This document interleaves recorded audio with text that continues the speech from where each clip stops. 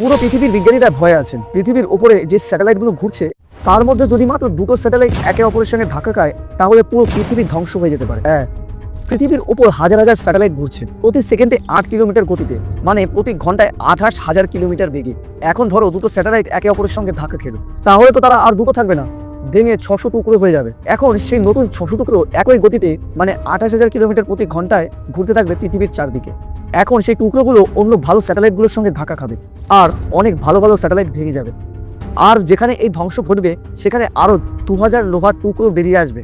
তারপর সেই নতুন 2000 টুকরো এগিয়ে যাবে এবং অন্যান্য স্যাটেলাইটগুলোকে ধ্বংস করতে থাকবে। ঠিক এইভাবে কোটি কোটি লোহার টুকরো প্রতি সেকেন্ডে 8 কিলোমিটার বেগে ঘুরতে থাকবে, একে অপরের সঙ্গে ধাক্কা খেতে থাকবে এবং পুরো মহাকাশ ভরে যাবে টুকরোয়।